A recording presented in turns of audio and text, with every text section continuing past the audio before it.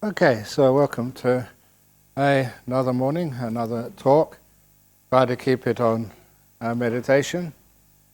And already yesterday I was talking about coming into the present moment. Now's the most important time in caring.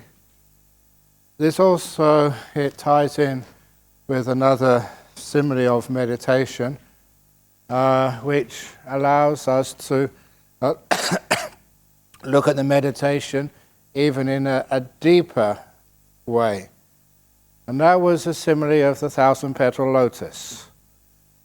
And the simile of the thousand-petal lotus recognizes that a lotus is an age-old symbol of Buddhism. You've got a lotus there in the front there. Lotus is on the side. And you may even see in many Buddhist temples, the lotus is one of the great symbols of Buddhism. And there's a couple of reasons for that. One reason, let's do three reasons for it. One reason is the classic one of a lotus growing in the mud, and the lotus pushing itself up through the mud, through the water, and then into the sunshine above the lake. And that was just showing that everybody, no matter where you come from, no matter who you are, born in any situation, in the mud, in the dirt, you can still rise. And as you go further up, the water becomes cooler, lighter, less polluted. When you get to the top, it's nice and free. So it's an encouraging symbol of the fact that everybody can do this. Number two is one of the symbols which I developed. And that was the symbol that, that sometimes in life, people say really rotten things about you. They criticize you. They call you all terrible names, unfairly so. And other times, people praise you and think, oh, you're the best monk in the whole world. You are so kind and wise and giving. Now, the simile of the lotus deals with both those experiences. Because a lotus flower, no matter what falls on it, it all runs off, leaving no residue. So, if a person urinates on a lotus, if you pee on that lotus, all that dirty urine, it just goes onto the lotus and falls off, leaving no residue. After the deed is done, the lotus smells like a lotus. It doesn't smell like urine, because the lotus keeps nothing. It all falls off. And if someone comes and they pour Chanel No. 5 on the lotus, now I don't know if that is the most modern perfume, but I've still seen it around in the airports, even as a monk. You have to go through these airports today, you have to go through all the shops. It's like a shopping center. And so it has happened to me. Sometimes they don't know who I am, and I'm a monk. They say, oh, sir, would you like to try some of this perfume for your girlfriend? I say, no, I've got a girlfriend. We don't use perfume, okay? Leave me alone. Free sample of whiskey, sir. Would you like to try this wine from Margaret River? I said, no.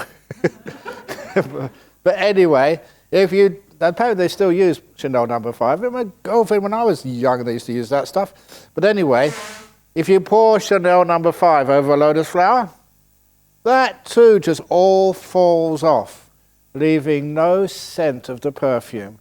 And afterwards, the lotus still has the scent of a lotus and nothing else. Because the lotus flowers, they don't keep anything. It all falls off. And to me, that was a wonderful simile. In life, someone will just metaphorically urinate all over you. And other times, they'll give you so many accolades, like pouring perfume over you. And both times, you remember, I'm like a lotus. So nothing sticks. It all falls off. Praise and blame. I've been many times blamed for things I didn't do. And many times I was praised for things which I didn't do also. I think it's fair sometimes. But what happens is none of them you keep. Everything just falls off. That was the second simile of the lotus. But the best simile of the lotus, this is a deep one, a 1,000-petal lotus. A lotus closes up at night time, when the first rays of the sun sort of hit the lotus after sunrise. Then the lotus starts to open. But if you see that lotus when it's closed, you look at the outermost petals of that lotus. They're rough. They've got hardly any color. They're like gray.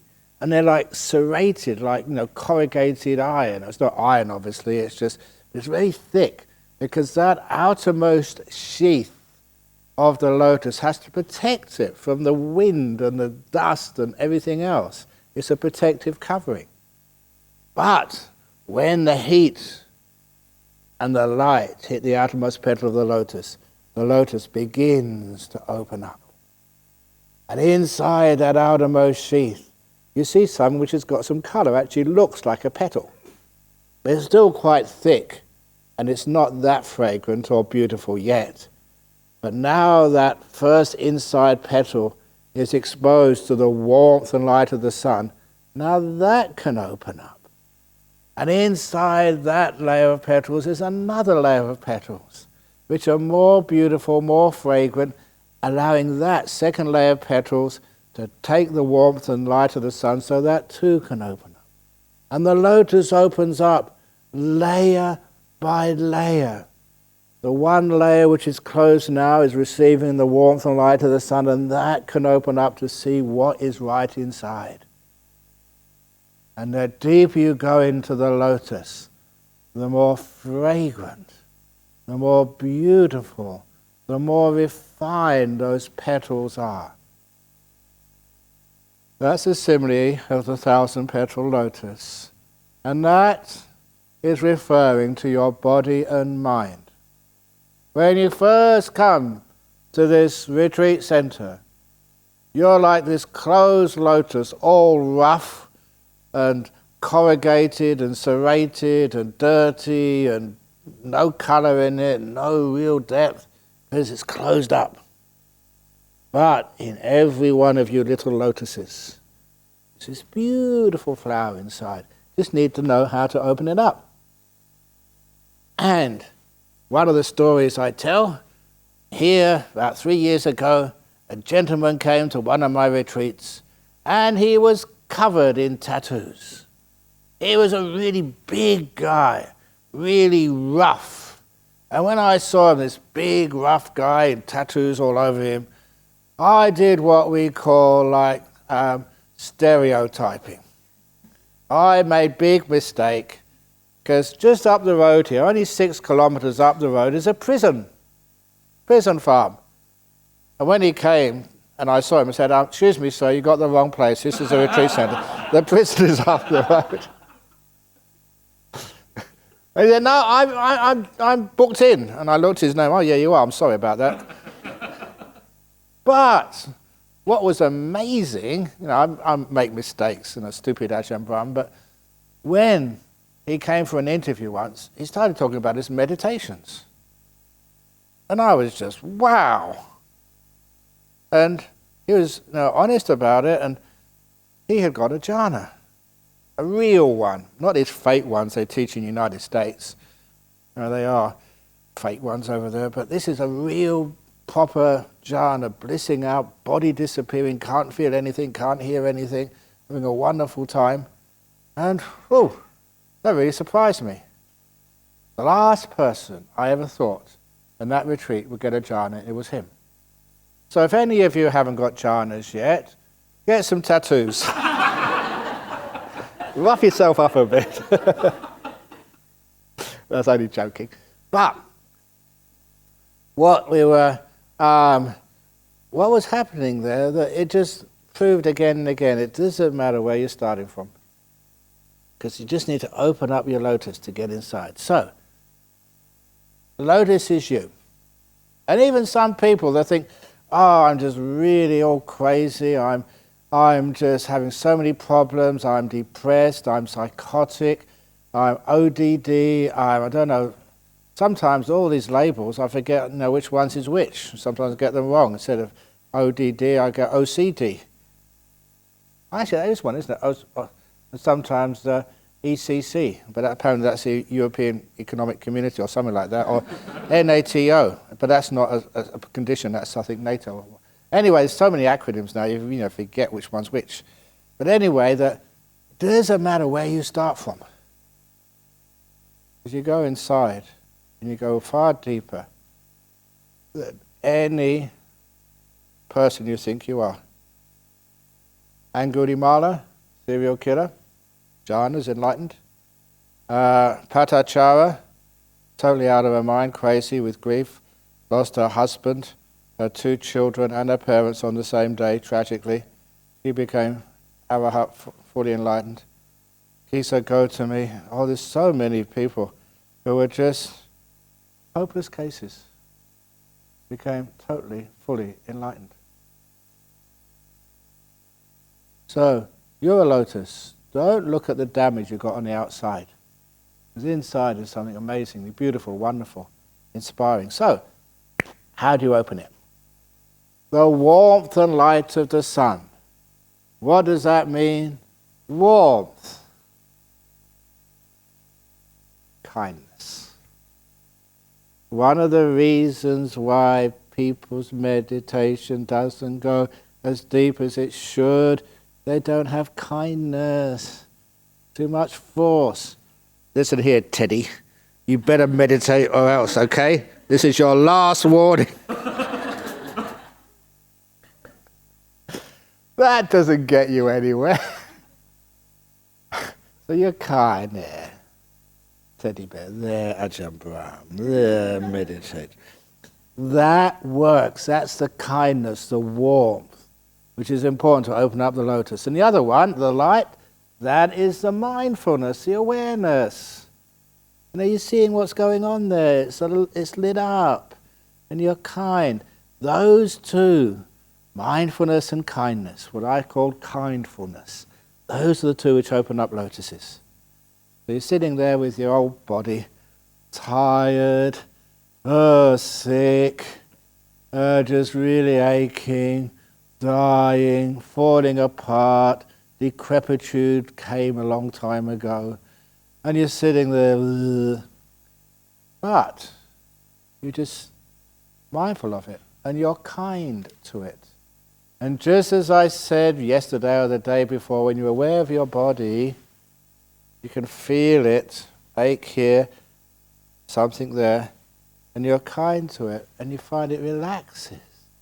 It relaxes so much that the tightness, the tension, the pain vanish.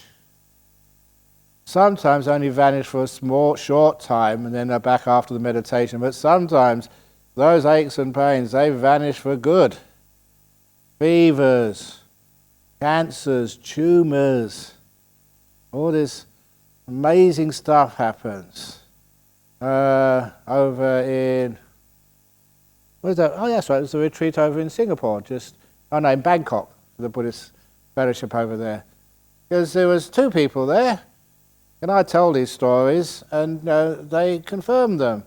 One of them was that fellow who had the tumour in his sinus, couldn't breathe quietly, throughout the whole retreat, and people said, "Can you please ask meditators to breathe quietly in the hall?" And the poor fellow couldn't do anything. He had a big tumour up his nose. And the last day of the retreat, that was when he came to me. It's always the last day. Because then you give up. You stop trying. It's not working. Ugh. So when you give up, then you let go. And so he let go the last, and he came running towards me afterwards. Ajahn Brahm, I heard this sound, pop. A pop went up on his nose and he could breathe. And the first time in, I don't know, his doctors had given up on him. And he could, but only for 1 minute, then it closed up again. But there was an encouragement. Something weird was happening. And there was one of the ladies over at the retreat over in Bangkok. She said, "Oh yeah, I was there at that retreat. I remember that fellow."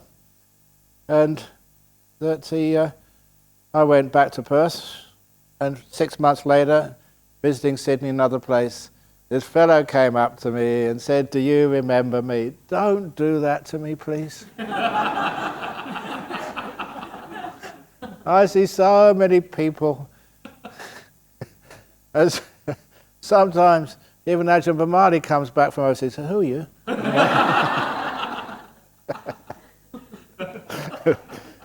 But it may not, of course, I know a lot of you, but some of these, I only see it once. You do remember me? Of course I do. I'm honest, okay? So, I don't like upsetting you, but I've got to be honest. So I said, "No, who the hell are you?" And he said, "I was that guy." And his tumour totally went, carried on the meditation, saying thank you to me, and also afterwards saying that he's spending the rest of his life, whatever years he's got left, teaching meditation to people. It was really cute, very cool. He saved somebody's life, and instead of not giving donations or anything back, but giving his life to help others. That's really, really wonderful. But there's this other fellow in that he was actually the guy's brother. He was from Penang. This was a fellow, he had some really weird disease where his brain gets scrambled up. Only about 5 or 6 people in the whole world had it. And they had this really painful operation, basically brain surgery to reassemble his brain, whatever. And then they did that. It was very painful, but he was young, had a family, it was worthwhile doing. But then, he went for a checkup and they said it's back again. It's very rare that it comes back again, but you've got it back again, and oh my goodness. Do I have to go through all that pain, in those hospitals again? But then, in the meantime, his wife was pregnant with her second kid. For the kid, I'll go through it. If he was single, he would just probably let himself die. Go through it for the second kid. And then so he went over there, did all the pre-op stuff, and doctors always like to do another test. And they gave him a test just before the operation. Already had everything all ready. And then he told me, he said, the doctors came and said, "Just wait on for 15 minutes, we're having a consultation." He didn't know what was going on. And when they came back 15 minutes, they said, "No operation necessary. It's just reassembled itself properly. I don't know what the heck you've been doing. But there's no need for operation anymore."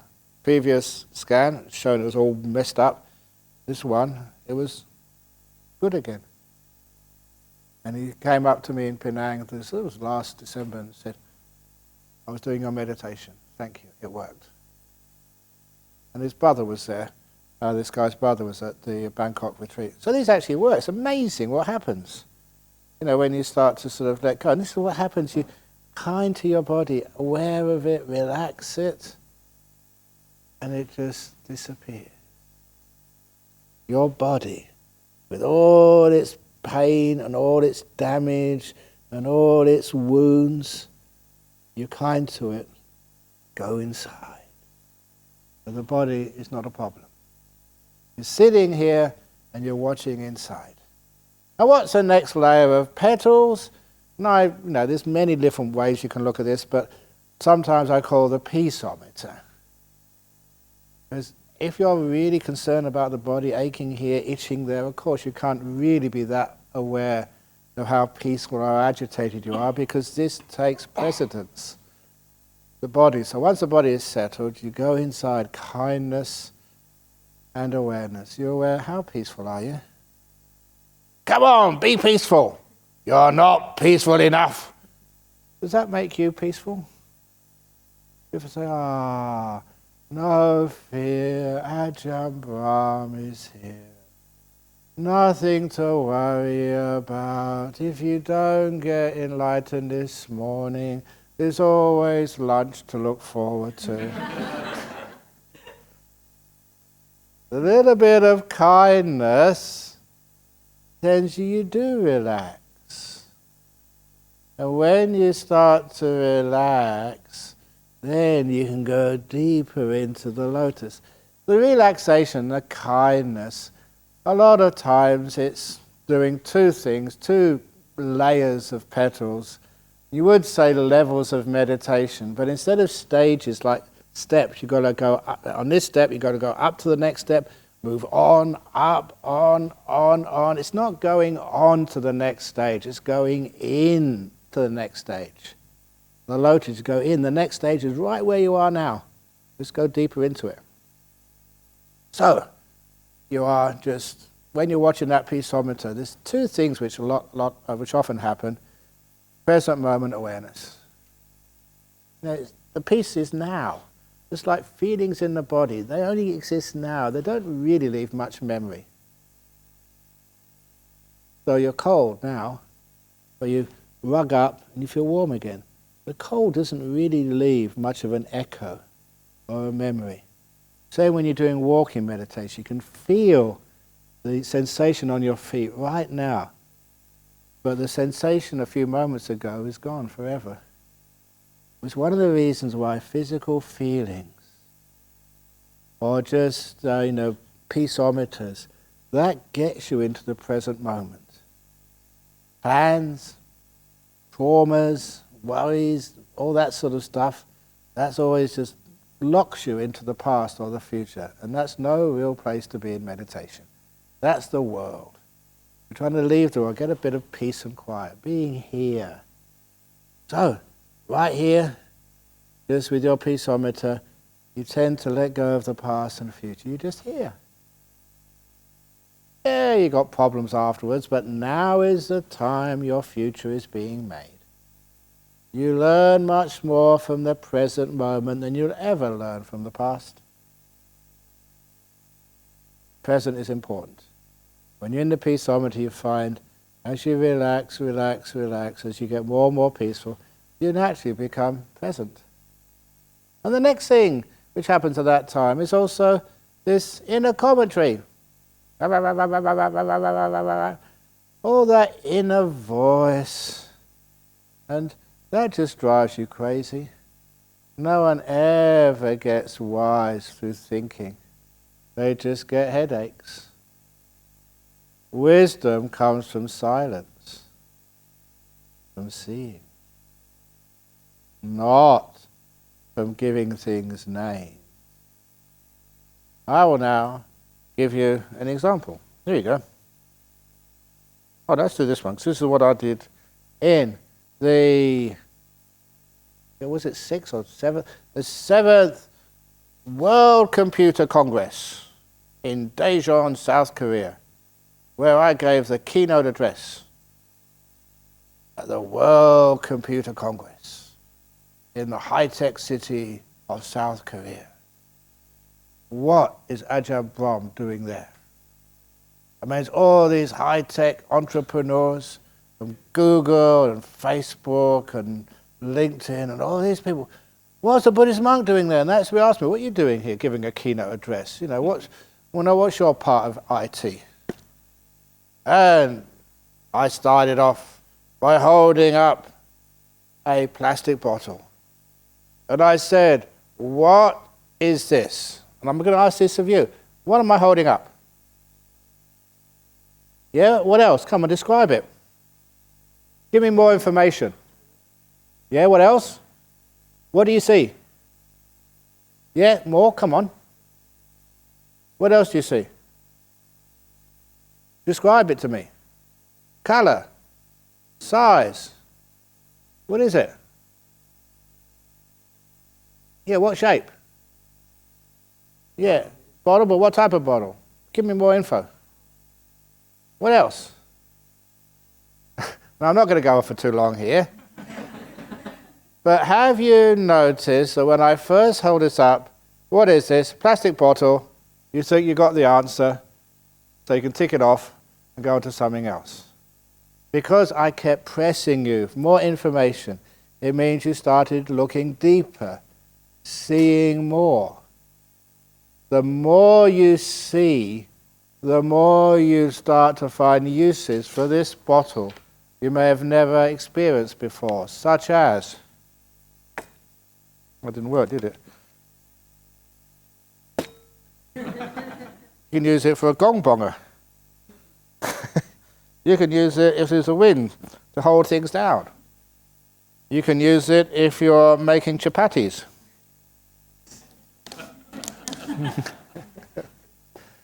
There's so many things you can use this for. If you're in a hospital, you can use it as a drip.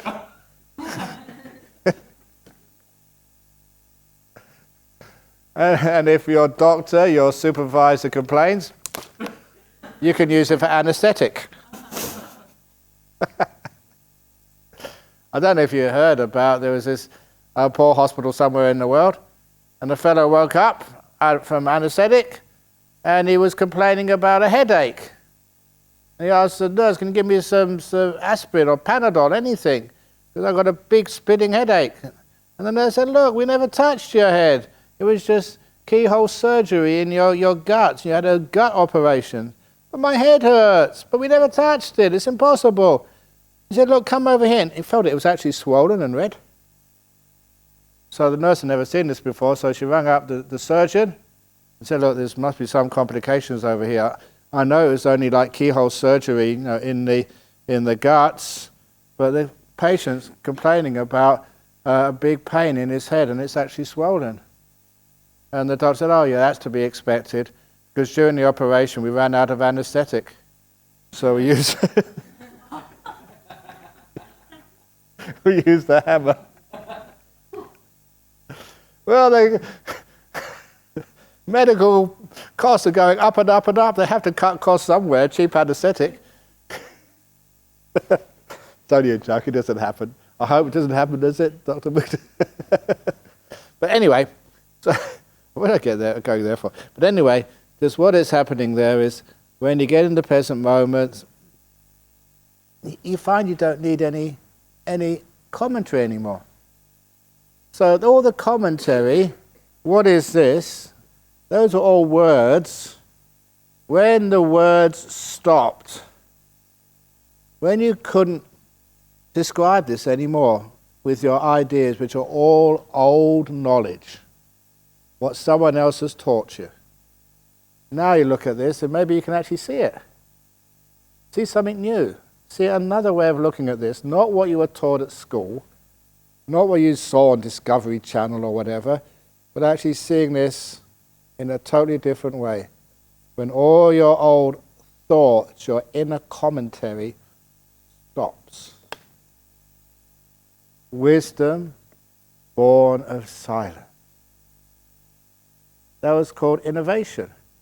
And they really loved that at the computer conference, because it's so important to get innovation, to get ahead, to get research, to see things in a different way. And I was showing them how it works from a Buddhist monk. They really thought that was cool.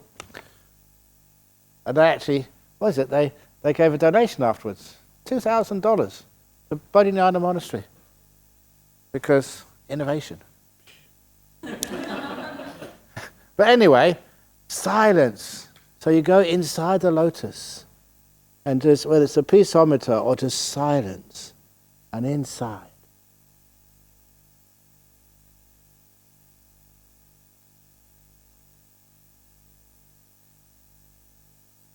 Now you can hear the rain.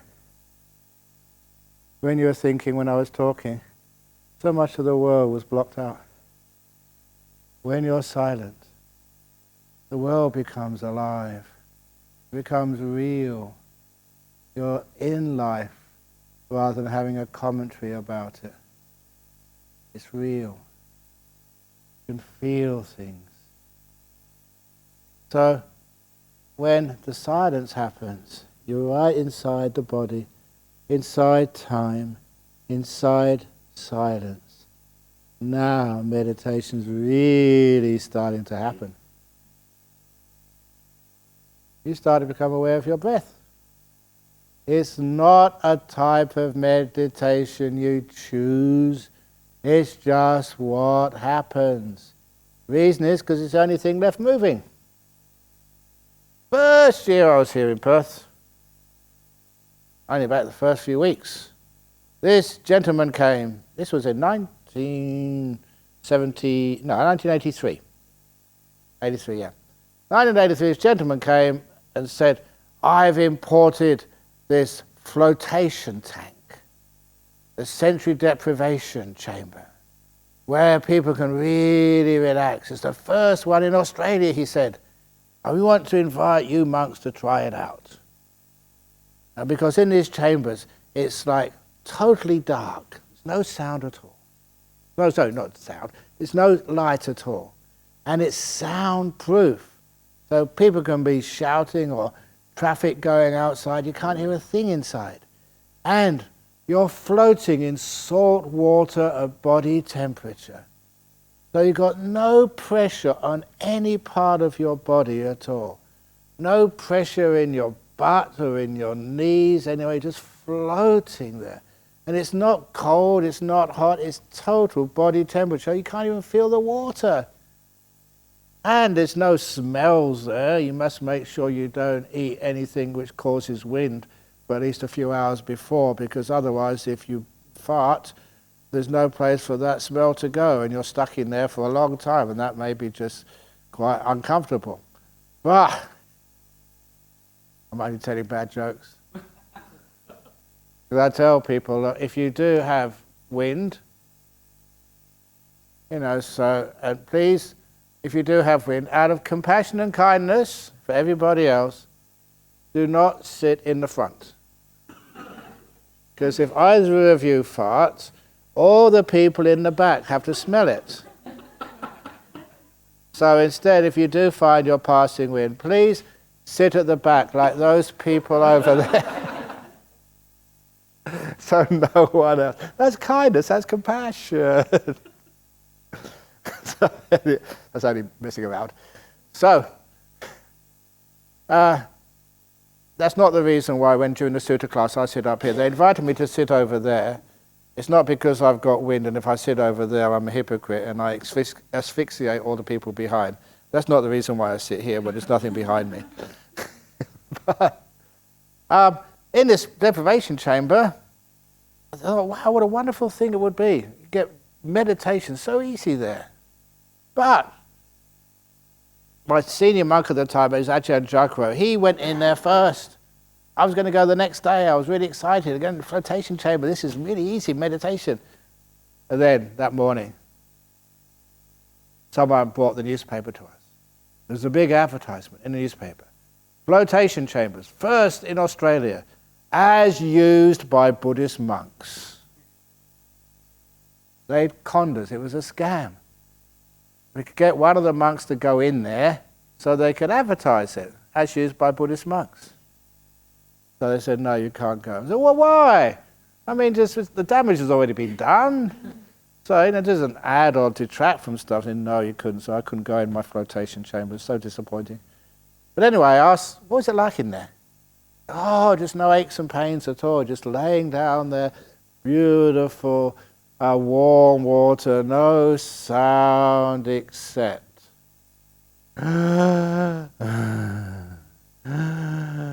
this breathing.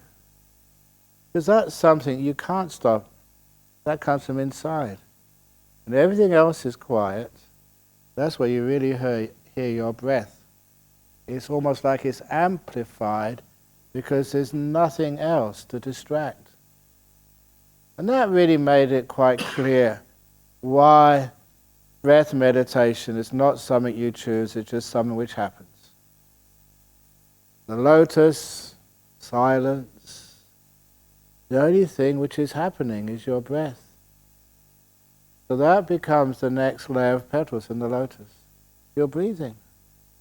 Watching your breath. You don't need to breathe through your left nose and your right nostril. It just happens naturally.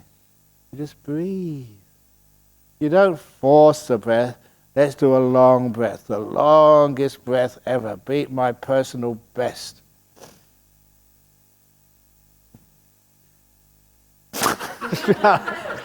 Oh, I was almost about to beat my personal best there and you made me laugh. That sort of stuff is ridiculous. Breathe naturally. Your body knows how to breathe. You just notice it goes in, goes out. That becomes the next layer of petals. And now because that time there's hardly anything distracting you at all, there's no worrying about your body, past and future, totally free of time. And you're just, no thoughts going on, you're just here, just being silent. And then afterwards, you just have this breath going in and out. And people say, aren't you bored? No way. Because another part of meditation happens here, which is very important to understand. when you do very little, especially when you're hardly breathing, because you don't need much, you don't need to metabolize. You're not doing anything. If your car is in the garage, does it need to actually to use much petrol? When your iPhone is on sleep mode, does it actually consume much battery? If you keep using it and downloading this and recording that, of course it uses battery, but if nothing's happening there, it hardly uses any battery at all. So your breath is so soft, so light, because you don't need much air. It's just to keep basic bodily functions going. So your breath becomes very light and calm. Because it becomes light and calm, it starts to become delightful. So you get the nice, peaceful breath. What the Buddha called the full awareness of the breath, and the calming that breath down, and then you get to what is the 5th and 6th stages of Anapanasati, if you've seen that in the books. The joy and happiness starts to come up. Your breath is delightful. Some of you already, you're meditating, and it's really nice. It's enjoyable, having a really good time. Sometimes, it's just even like this morning, I was enjoying myself before breakfast, so I did an extra 3 minutes. If it wasn't for breakfast, I'd still be sitting here. So sometimes you're enjoying yourself so much, you don't want to come out of meditation. The joy comes up, and where does that joy come from?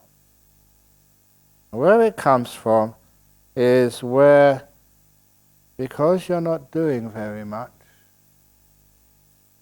hardly anything at all, just watching a breath go in, watching a breath go out, you start to energize big time.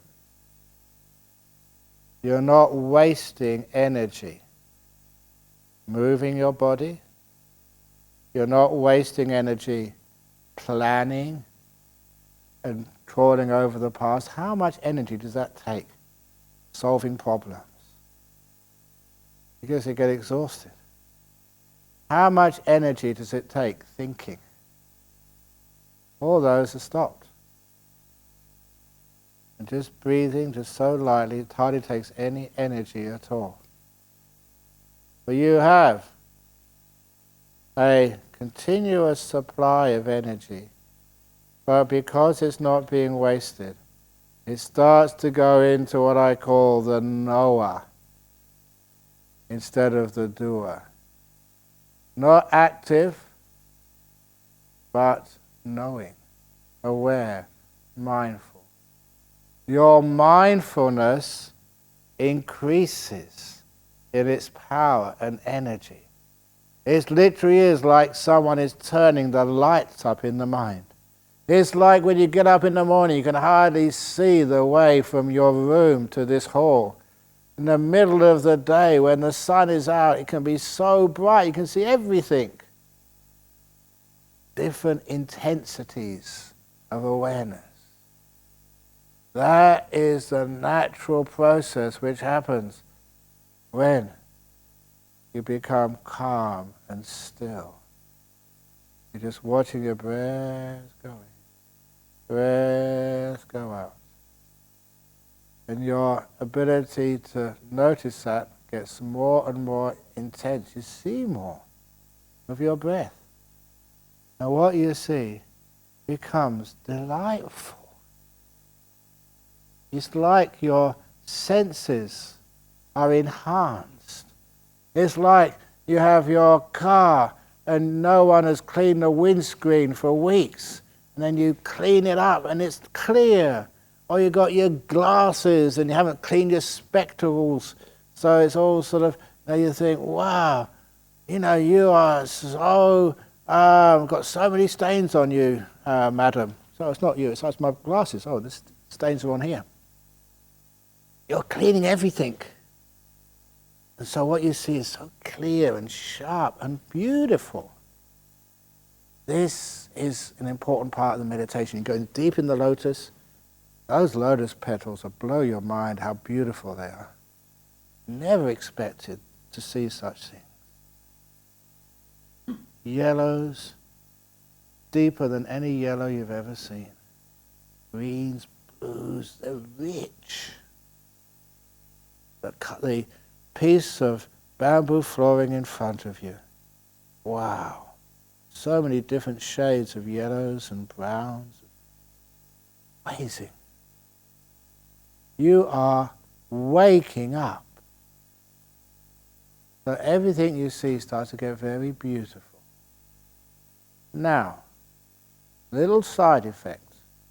You know that some people suffer from depression in this world? Where does that depression come from? Because they're mentally exhausted.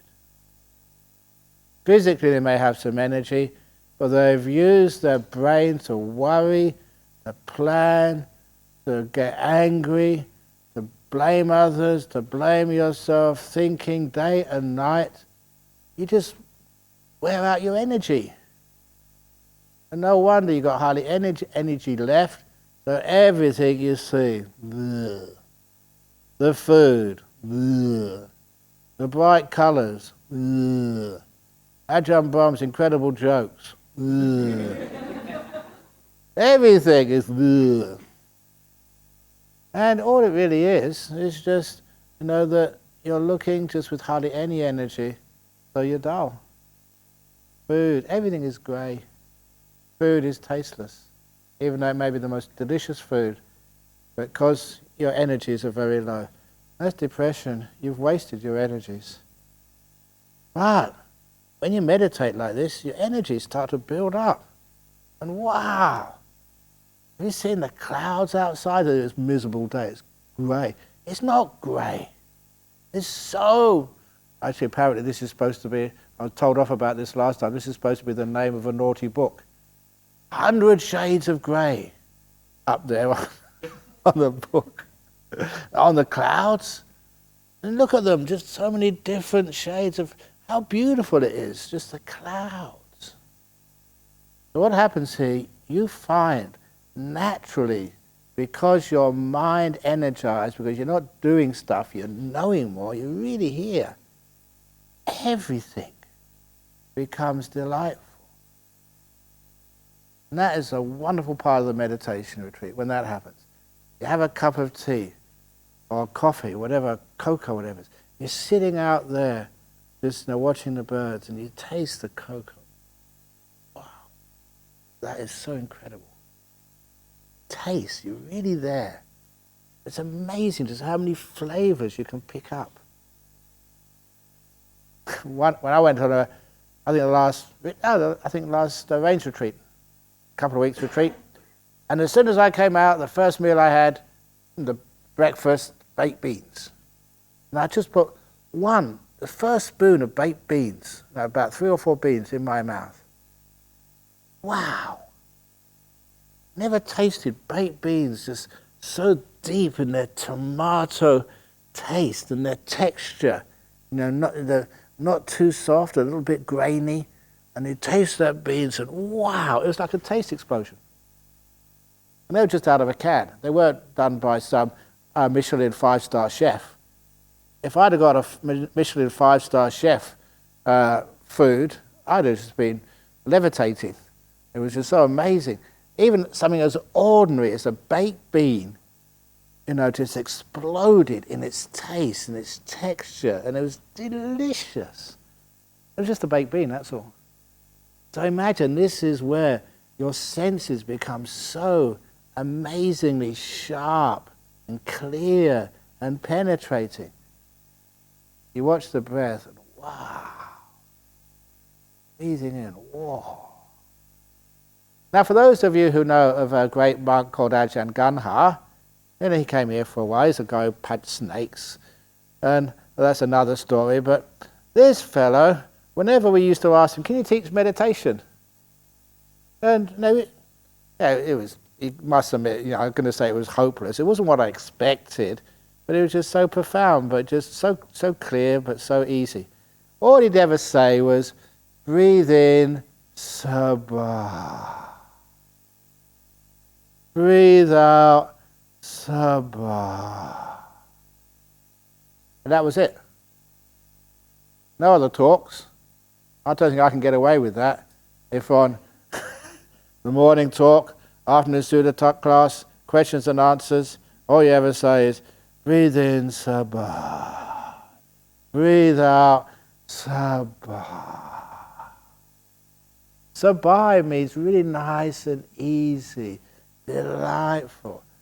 And that was his meditation instruction. And he was just a really great meditator. Keep it simple, because you get to this stage, and when you're breathing in, wow. Sabah means, it's a Thai word, means it's really nice and easy. So it's like breathing in, whoa. Yes. Breathing out, whoa. Oh, I could have more of this, yeah. That was legitimate meditation instructions. Not what you expect, but what works. It happens naturally. You can encourage it along a bit. Because that's what happens. You're breathing in, having a wonderful time. And people just say, you're crazy, you're mad. What do they put in the breakfast this morning? They put drugs in the breakfast that, you're enjoying yourself and just, what have you been doing all day? You spent all this money coming all the way to Australia. What did you do? Go and see Margaret River? Did you go and see the Sydney Opera House? What did you do? And all this time you spent overseas? Yeah, I watched my breath go in and out. You're mad. But when you get into it, it's wonderful. It's beautiful. Who wants to see the Sydney Opera House? It's only a bridge. You want to see a bridge? We've got a bridge. We've got a few bridges around. You want to see Niagara Falls? Well, Niagara Falls. You don't see Niagara Falls. Just get in your shower. Turn the shower on. That's a fall. Great Wall of China.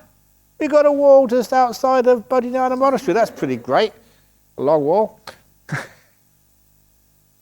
But you find out that you're just enjoying the breath. Oh, it's nice. That's a legitimate stage of meditation. You've gone in to the lotus. And my goodness, it's delightful. And you're only just starting to open it up. It really starts to get incredible. And it's not something you do. You start to do it and hurry along the process, bang, bang, bang, bang, it all shuts up again. You start all over again. Dummy, dummy, dummy. So instead, you just let it happen. You just wait. Delightful breath, breathing in, breathing out. In, out. Then your lotus starts to open up. Really delightful. If it's not delightful, you haven't got enough oomph yet. Been doing too much. Relax more. Get the energies, the mental energies going into the knower, not the doer. You're happy. And then when you really get happy, you're enjoying the food, enjoying the silence, sitting out there just watching the trees grow, not worrying about your mobile phones or what's happening in the world. That takes care of itself. Just sit down, you're tired, you take a nice rest. Don't worry about how much you sleep or how little you sleep. There's no one's checking up on you. Your happiness, that's what you're checking up on. Your peace, your quietness, your calm. And after a while, you calm there and just, the delightful breath. You're watching breath, beautiful light comes in. And meditate. And if you think you're having fun, you ain't seen anything yet, baby. These nimittas come out, wow. Because you're just going into deeper sense of bliss, deeper into the lotus, more and more profound, more beautiful, more fragrant, fills us all the mind out with joy. What the nimittas are is the five senses are stopping, or probably stopped. You can't hear anything. You can't see anything. Sight is turned off. Even your body, you can't feel it. It's gone. Whee! Good riddance. And you've got this beautiful light in the mind. You will all see that light sooner or later when you're dead. It's called, you've heard this before.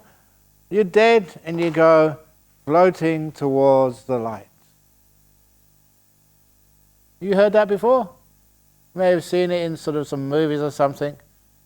Or when some people are crazy, they say this to their grandma who's dying in hospital. Whatever you do, Mum, don't go towards the light. Because that means dying. No, because what happens here is when you're dead, the five senses stop totally. Called dead. You go floating towards the light. That is what everybody sees when they die, when they're dead. But many people, you can see that before you die, and it's totally safe. The five senses get subdued. Beautiful light appears. Oh, this is nice. What do you do? It's the same. Just be aware and be kind. That's the most important object because it's here now. What do you do with it? Just be kind to it. Let it be. Don't interfere with it. And that's where the subtle meditations occur. And that's where, that's one of my specialities, how to deal with those nimittas and lights and how to settle them down and how to really take them into the next layer of petals, into the jhanas. And they really blow your mind. That's why they're scary. They're scary because they're powerful, immense, biggest thing you've ever experienced. But you can do it. You follow the instructions. And it is totally 100% safe. More than safe. Those are places where incredible healings happen.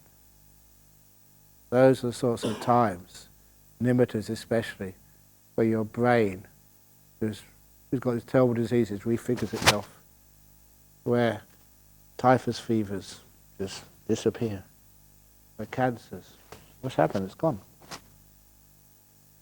Powerful. Amazing. You can do it, but beautiful, blissful. And when you come out afterwards, thank you, Ajahn Brahm. Thank you, the Buddha. Oh, wonderful. Thank you so much. Beautiful experiences. But not just for the fun of it. Even so, for the fun of it, it's pretty good. But also for the great insights which come afterwards. Naturally. But in the end, all you're really doing is going into your lotus. I'm supposed to be Theravada, but Theravada, Mahayana, Vajrayana, or you know what my tradition is? Ahayana, yeah, Ahayana.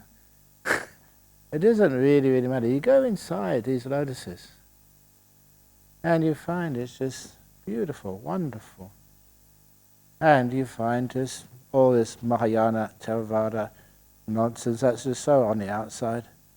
Girls, boys, old, young, Asian.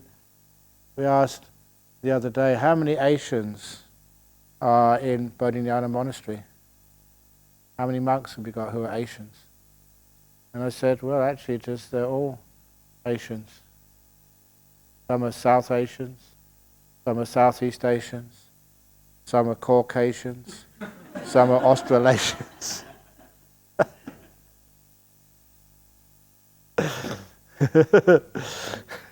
Just all that rubbish about race. You go past your body, go inside, there is no gender or race or age or anything. You go deeper inside into your mind. That's incredibly beautiful. And you learn so much and have a wonderful time as well. And that's when afterwards people actually say, well, look, I don't know what you were eating or what they were putting in your food or what's in the water at sort of Jhana Grove or whatever drug it is, please bring me back some to Jakarta next time or to Hong Kong or wherever you've come from. You bliss out. You can do it. You're a lotus. Open it. But not through willpower. Through mindfulness, awareness. Be here. Be kind. And that's what happens. Next stage, right inside the one you're in now. Every one of you has got Buddha nature. It's supposed to be Mahayana, isn't it? Is that Theravada monks are supposed to say that? Of course they are. In your lotus. You've got all those jhanas. Right now, you just got to go in and see them, find them. And of course you can't. And lie to yourself. You're in jhana. Wow, that's immense. So that's easy to know who's got jhanas, who hasn't. So, enjoy. So, are you going to aim for jhanas next? Stop it! Stop aiming for stuff. That's in the future. Just be here. No past, no future, no goals, no aims. That just leads to frustrations. Stop doing stuff and getting frustrated. Just be. Stop going anywhere. And the longer you are here, the more peace you make, the deeper the meditation goes. You start to feel yourself waking up, getting higher, more alert, more awake. That's the path of meditation. Da da da. Sadhu. Sadhu. Sadhu. I never asked the question, do teddy bears have Buddha nature? Certainly they don't complain. And this teddy bear, a long time ago, it got beyond thinking. It stays in noble silence. So it's pretty far.